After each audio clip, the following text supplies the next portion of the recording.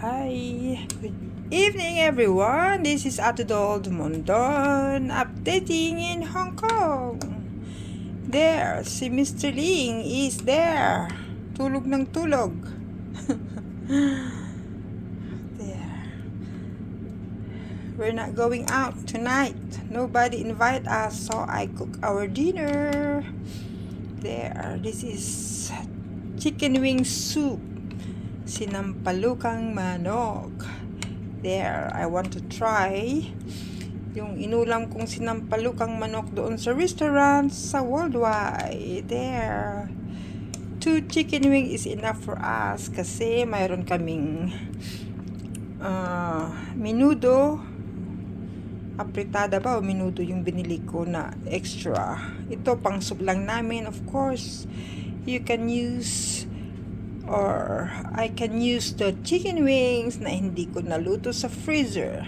There, 3 nilagay ko. So I can keep the other one to eat next time. Kasi bukas, we're gonna start going out.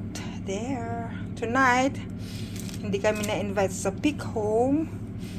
Kasi hindi makakain yung First Lady doon.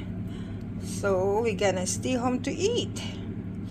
Kasi dahil nga may binili ako kahapon, so no need to go out. Instead, we miss the restaurant outside. The Fairwood. See? 3 chicken. Hindi ko na kinat. There. Bahala na yung kamay namin mamaya. There. Dahil may kunti akong okra, I can add. There. It's okay. And then, pak choy. There. I want the very fresh one. There, very fresh. There, I put the other day. I used some the other night. There, see, it's very fresh. There, there. So, there. I'm gonna use the sinigang mix, the sinampalok mix, sampalok mix. There, instead yung gabi mix. There, I try this one because. Sabi ni Lola, ito ang ginagamit nila. Pag yung gabi mix daw, maghapon, mapapanis pag hindi na ibinta lahat. There, I can use this maybe half of this. And then, of course, no powder, panglasa. And then, black pepper, of course, there's important, the black pepper. And the last thing, I never use salt, so I use the patis. There. Para mayroon siyang alat, pero hindi na masyadong maalat. Yung katamtaman lang. The exact taste ng sinampalok na manok. There, I gonna try. One day, pag mag-for good ako, magluto ako ng mga ulam-ulam. There, yung nakakaibang ulam ba, but simple cooking para hindi ka malugi. Dahil kasi doon naghahanap sila ng mga pulutan sa amin sa La Union. There, kaya gagawa ako ng mga pulutan, yung mga isdang kilawin. Oh, the best, kasi maraming galunggong doon, mga dilis. There, ay masarap kaya yun. Yun ang namimiss ko. Madali akong tataba pag doon ako nasa Pilipinas. There, pag nag-boil na yan, mag-i-boil mo muna yung tubig. Magpainit ka muna ng tubig. Pag nag-boil na, you drop the chicken. Dito sa Hong Kong, once na nag-boil at bumula, tinatapon yung tubig, 'di ba? Tinatapon kasi maarte mga Chinese, yung iba, yung mga rich people noon. Kasi ayaw nila yung mabula, yung madumi na tubig na soup. So tinatapon nila. Mag-iwan ka din ng konti yung sabaw ay yung tubig. And then lagyan mo na ng tubig o magpakulo ka ng tubig para madali. Magpakulo ka ng tubig sa sa ganito pag mayroon ka, and then para madaling mag-boil yung soup. There, see, sandali lang, easy cooking. There, sinampalukang manok. There. Hindi pa siya nag-boil. Wag mo nang ilagay itong sinigang kasi magyayelo yung okra, yung mga gulay. Unahin muna yung sangkap, yung gulay. There. Then huwag kalimutan ang dahon ng laso na silog, kahit isang tangkay lang. Tapos guntingin mo na, i-slice mo siya ng maliliit. Don't slice too big kasi buo yan pag magdumi ka, buo yan nalalabas. Kailangan maliit, yung small slices only. There. There.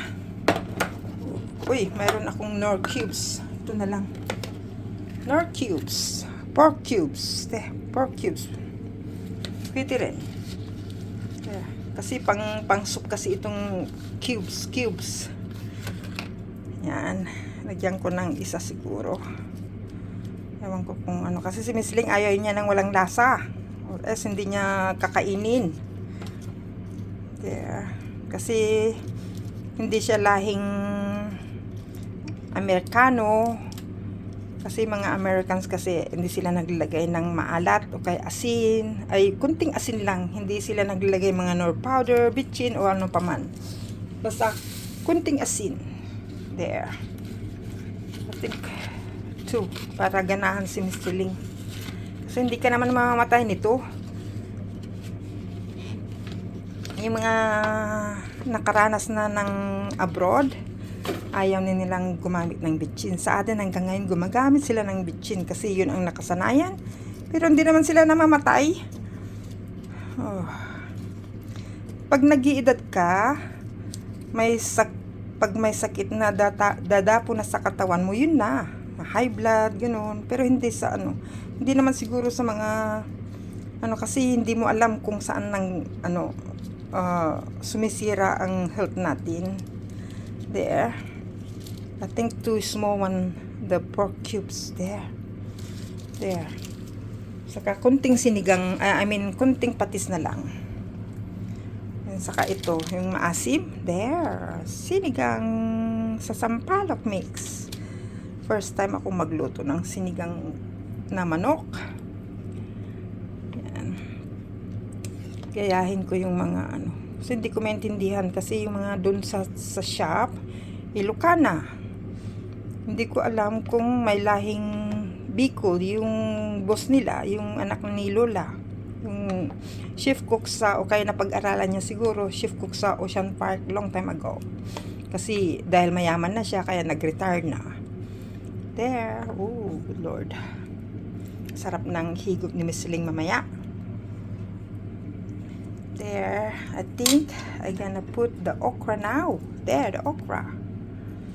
And then, masyadong marami yung gulay. Pero pag once na, yan, lumambot na, liliit na. Ilagay ko na lahat para may extra kaming ulam. Soup bukas. Ng gabi. Aywan ko kung lalabas din kami ng night time kasi hindi pa makakain yung manugang namin sa kabila. Yung ngipin niya nasira, naopera. Sa akin naman, dahil sa treatment ko noon, yung kasagsagan ng hormone, yung gamot, yung gums ko, pag mag-brush ako, nagdudugo yan. Yun ang side effects ng mga treatment. Siyempre, yung ngipin kasama dyan, yung root canal ng ngipin.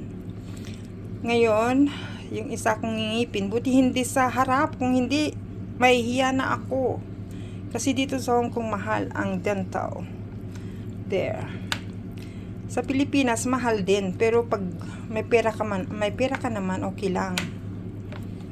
Kasi ang bunot doon sa Pilipinas, sa kalinis, hanggang 4,000 mahigit na yun. Di? Mahal din. Mas lalo dito sa Hong Kong. Dollar. Yeah. Buti ka mo, kumain ako ng hindi ko alam, once na nag-start na siyang masira, parang nagka-crack siya. And then, nauhulog na lang basta. Hindi na kailang bunutin. And then, Dahil kain ako ng kain na ng ng bayabas, yung malalaking bayabas. Tama-tamang tumama yung seed niya sa ngipin ko. Ay, naputol siya, and then nakadikit pa sa sa gums ko yung kunting ngipin. And then kumain ng ice cream. And then pagising ko ng umaga, tanggal na yung ngipin, pero may naiwan sa sa may root niya. Hindi siya nahugot, kundi naputol talaga. Nadinig ko na naputol nung pagkagat ko ng bayabas. There. Good Lord. There. There, naglagay na tayo ng paminta. Mga 1 teaspoon lang siguro. There, paminta. There. Para may hanghang. Wala kasi, hindi ako nagamit ko lahat yung sili ko na mahaba, yung matataba. There, I can put the red chili later. There. Wow. Busy ang YouTube, really. Halos hindi ko na magawang aking trabaho dahil sa panunood. Akala nyo, dito sa Hong Kong maraming trabaho dito. Nagkataon lang na hawak ko si Mr. Ling. Walang makikialam sa amin. Pag once na naisauli ko na yan doon sa taas, no more, no way to come down. Unless na makalakad pa siya. Kung may lunch date siya, kung gusto pa niyang umattend. Yun. There, lagyan natin ng patis. There. I will see if tama na yun. O isa pa siguro. Isa pa. Ang importante yung lasa ng sampalok. Sampalok mix. Then, there, maybe I can put the sampalok mix there. Huwag masyadong maasim kasi pangit pag maasim masyado. Yung katamtama lang ng asim. Tapos konting alat. There. Mamaya lagyan ko ng sili na labuyo. Hindi naman masyadong maanghang yun. Pero mas maganda yung mahaba, yung mataba na sili. Mabango yun pag once na ihalo mo na yun, ang bango ng soup. O mga lutuing mga isda, yung paksiw, ganun, lagyan mo ng ganun. Kaya yung hipon. There, ayan na there. Simple lang tong luto na ganito, yung parang naglalaro ka lang. I'm not a chef cook, but I learned. I eat and I learn. There. Kunting tanong-tanong lang kung anong inilagay doon, then yun na. Bahala ka nang gumawa ng sarili mong technique sa pagluluto. There. Naman ako siguro sa auntie ko. Yung pinsan ko din marunong siyang magluto nung nandun sa UK. There. Kaya ang tataba nila. There. Sarap. May hipon akong 4 dun sa freezer pero hindi ko hinahalo. Kasi may hipon kaming natira pa nung linggo. Uy, ang sarap ng lasa niya, Huwag masyadong maasim. Kasi hindi maganda pag maasim masyado. Kunting patis pa. Yan, tama na yan. Yung patis ay galing sa bagoong. Yung habang nag-aantay ka ng ilang araw, ay ilang weeks, ilang buwan. And then yung bagoong gumagawa siya ng patis. There. Very good. There. Yes. There. I gonna add some cilantro kasi sayang. Coriander. In English, coriander. There. I put the dahon ng lasuna. There. Ang sarap ng asim. Wow, the best. There. Pag may high blood ka, mag-soup ka ng maasim. Yummy, yummy. Sarap. So much. Oh, good Lord. See? There, you can finish all. This is your ulam already. No need extra ulam. There. Oh, good Lord. There. Tama na ito kay Mr. Ling. You know, ihalo sa kanin. There. Sarap ng lasa. There.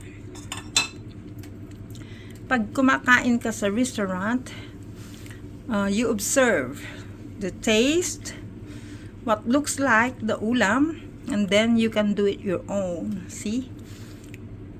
That's the thing, what I learned of cooking. There. Sarap-sarap. Yung aking camera medyo blurry kasi sa init ng kalan. There. Bye for now. Shout out mga team Kalingap. Support natin si Kuya Bal Santos Matubang, si Ate Edna Vlogs, Kalingap Rob, mga ambassadors ng landing pads, and deputies and scouters. Shout out dyan sa inyong lugar dyan sa Pilipinas, sa lahat ng mga solid supporters, mga sponsors, viewers. Mega love shout out. There. This is Ate Doldo Mondon in Hong Kong. Bye!